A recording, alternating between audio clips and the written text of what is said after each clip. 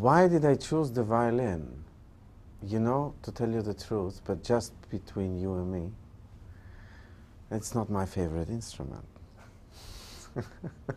Cello is my favorite instrument. I always wanted to be a cellist, and it never happened because my grandparents one day came home when I was 2.5, and they said, you know, little Julian said, here is your cello.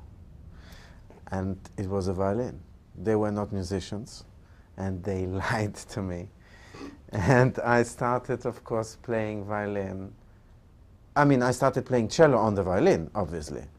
Dvorak Cello Concerto. Bam, ba ba bam. With the LP, which was at that time in 1976, fresh release, the new release of the legendary Dvorak Cello Concerto played by Mstislav Rostropovich with the Berlin Philharmonic and Herbert von Karajan conducting. This was and is my favorite concerto until today. So yeah, this is to answer your question about my favorite instrument and whether I like violin. The answer is no, I don't. And this is not, I'm exaggerating. Of course I love the violin. But still, cello is my most favorite instrument, and this is why I play viola, because it's the closest I can get to the cello, being a violinist. This is why I'm crazy about viola. I will be switching violin and viola and back to violin at my recital debut for the concerts at the 92nd Street Y. How do I do it?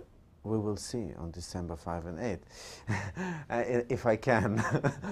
But I don't know, somehow, I mean, I started playing viola thanks to Mr. Zuckerman. When I was studying here with him, he told me that I really should consider playing viola, because even if I won't be playing it on stage or, you know, in public, it's going to be good for my violin playing. And anyways, I was crazy, and I'm crazy about the cello. So I started doing that. And in the year 2000, there was the first time that I dared going on the stage with the viola. And okay, now it's been already 12 years. And for me, I maybe try to compare it to switching languages. You know, when I switch languages, сейчас я разговариваю с вами по-русски, я не знаю, вы понимаете меня, но это тоже возможно. Und jetzt spreche ich Deutsch mit Ihnen. Und ich glaube, es ist möglich. I think it's possible also for a violinist to switch to viola and back and forth and back and forth. It's harder, it's easier to switch from violin to viola than it is to switch from viola back to violin. Probably every violinist will tell you that, who also plays viola.